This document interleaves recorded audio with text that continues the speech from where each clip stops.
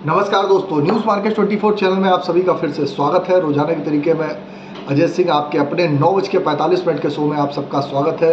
किस तरीके से बाजारों में सोया oil, palmolein, rice bran oil में बाजारों में कामकाज हो रहा है, मस्टर्ड ऑयल की क्या स्थिति है सॉरी, किस तरीके से कांडला पोर्ट पे बाजारों में कामकाज, केएलसी में किस तरीके से कामकाज है, सारी जानकारी आपको विस्तार से बताने की यहाँ पर कोशिश करेंगे। तो जो लोग भी फर्स्ट टाइम जुड़े हैं उनको बता देते हैं, 9:45 का हमारा शो है। 9:45 के शो में आप यहाँ पर जुड़ते हैं, मार्केट के ट्रेंड व्यू को समझते हैं, किस तरीके से बाजारों में रणनीति है, सारी जानकारी यहाँ पर विस्तार से दी जाती है। तो चलिए बात कर लेते हैं किस तरीके से बाजारों में कामकाज होता हुआ नज़र आ रहा है। तो जानकारी अगर लोकल बाज़ारों के साथ अगर हम शुरुआत करेंगे तो लोकल बाज़ारों में आप देखेंगे कि 98 रुपये पे सोया में कामकाज, कई जगह 97 रुपये का भाव भी बाज़ारों में बोला जा रहा है। पामोलिन का बाज़ार 93 रुपये पे लगातार स्थिर है। राइस ब्रान ऑयल का बाज़ार 91 रुपये पे कामकाज हो रहा है। मस्टर्ड ऑयल 119 से 120 रुपये पे बाज़ारों में कामकाज होता हुआ आपको दिखाई दे रहा है। अगर सीवॉट की बात करेंगे तो सीवॉट पे एक दिन पहले 138 पॉइंट की बढ़त देखी गई थी। कल भी बाज़ारों में 11 सेंट की बढ़त के साथ बाज़ारों में कामकाज देखा गया है। तो बाज़ारों में एक स्टेबिलिटी आती हुई फिलहाल के लिए बाज़ारों में आपको दिखाई दे रही है। जो लगातार गिरावट आ रही थी उस पर अंकुश लगा है और आपने देखा था कि कांडला पोर्ट पे बाज़ारों में एक ज़बरदस्त तेज़ी आई थी। 920 रुपये तक भाव हो गया था, फिर बाज़ार 900 रुपये के आसपास बाज़ारों में कामकाज होता हुआ कांडला पोर्ट के बाज़ारों में दिखाई दे रहा है। सोया रिफाइंड की अगर बात करेंगे तो सोया रिफाइंड का बाज़ार 925 रुपये के आसपास है। सनफ्लावर ऑयल का बाज़ार 940 रुपये के आसपास बाज़ारों में कामकाज होता हुआ नज़र आ रहा है। केएलसी की अगर हम बात करेंगे तो केएलसी जो पीछे क्लोज हुई, केएलसी में कल +5 रिंगिट की मामूली बढ़त के साथ बाजार बंद होता हुआ फिलहाल के लिए नज़र आया। अगर ग्लोबल परिस्थितियों को अगर ध्यान में रखा जाए तो ग्लोबल परिस्थितियों में एमपीओबी की रिपोर्ट आने वाली है। मलेशिया पाम ऑयल की बोर्ड की रिपोर्ट से पहले बाज़ारों में हल्का सा दबाव देखने को मिल रहा है क्योंकि उत्पादन बढ़ने की संभावनाएं दिखाई दे रही हैं। यूएसडीए की रिपोर्ट भी आनी है। यूएसडीए की रिपोर्ट पे भी यील्ड जो देखा जा रहा है, बिजाई बढ़ने के संकेत मिल रहे हैं। तो इस वजह से आप देख भी रहे हैं कि सोयाबीन के बाज़ारों में लगातार बाज़ारों में आप कंटिन्यू बाज़ारों में आपने देखा कि कंटिन्यू बाज़ारों में आपको दबाव के साथ ही कामकाज देखने के लिए मिला और बाज़ारों में एक प्रेशर के साथ ही बाज़ारों में कामकाज होता हुआ दिखाई दे रहा है। नेफेड की अगर बात करें तो लगातार दिन प्रतिदिन नेफेड 5-5 हज़ार टन 4-4 हज़ार टन से उसकी बिकवाली लगातार बाज़ारों में करता हुआ बाज़ारों में दिखाई दे रहा है। तो आप देख के चल सकते हैं किस तरीके से बाज़ारों में कामकाज हो रहा है। ट्रेड सूत्रों के अनुसार अगर डीओआरबी एक्सपोर्ट की अगर बात करी जाए तो माहौल अभी भी संदेह में बना हुआ। एक्सपोर्ट की पाबंदी की सिफारिश करी है। 31 जुलाई से पहले पाबंदी खत्म होने के बाद एक साहसी प्लांट के वेसल्स में वियतनाम से इत्यादि एक्सपोर्ट किया है। इन्हें लोकल पैरिटी में 2000 रुपये टन ज़्यादा है, मगर बांग्लादेश का ट्रेड अभी भी रुका हुआ है।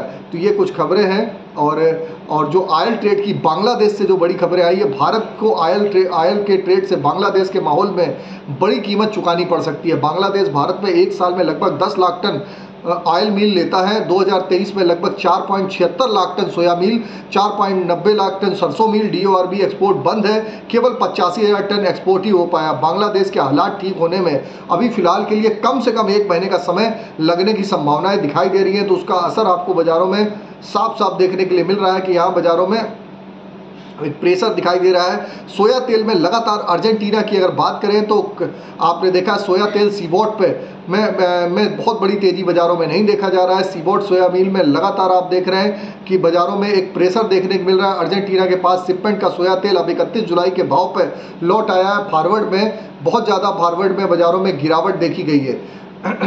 तो बाज़ारों में ये भी एक बड़ा कारण है कि किस तरीके से बाज़ार में कामकाज होता हुआ नज़र आ रहा है।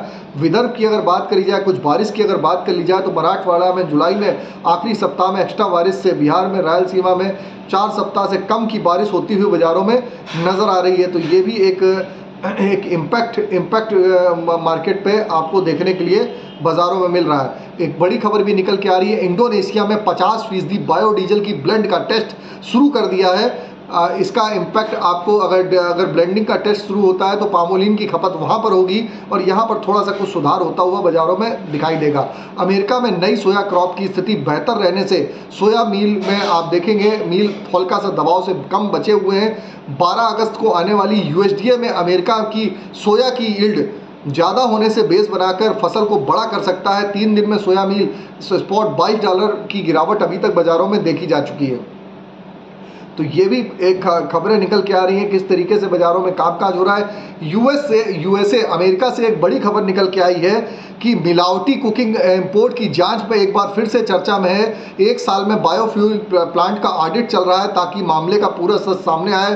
सरकार पर भारी दबाव है कि मिलावटी यूज कुकिंग ऑयल की बायोडीजल में ब्लेंड करने वाले प्लांट की टैक्स क्रेडिट खत्म की जाए। पिछले महीने ऐसी चर्चा करी गई थी कि सीबोर्ड सोया तेल वायदा 4 दिन में 500 पॉइंट बढ़ने के बावजूद भी कभी फिर दोबारा नहीं उठ सका। इस तरीके से बाजारों में एक प्रकार से एक फर्जी तेजी लाई गई थी सीबोर्ड फंड के मामले में। अब तक यूज्ड कुकिंग ऑयल इंपोर्ट पे ड्यूटी फाइनल नहीं होती है, तब तक जो वायदे में तेजी है फिलहाल के लिए टिकाऊ नहीं देखी जा रही है। कल अगर वायदे की बात करी जाए तो वायदे में हल्का सा नुकसान को कवर होते हुए बाजारों में कामकाज हो रहा है। तो वहाँ पर इसका ऑडिट चल रहा है क्योंकि कुकिंग ऑयल में मिक्सिंग बहुत चल रही है। तो वहाँ पर यूएसए में भी जैसे भारतीय बाजारों में ऑडिट होता है तो वहाँ पर भी ऑडिट लगातार बाजारों में चल रहा है।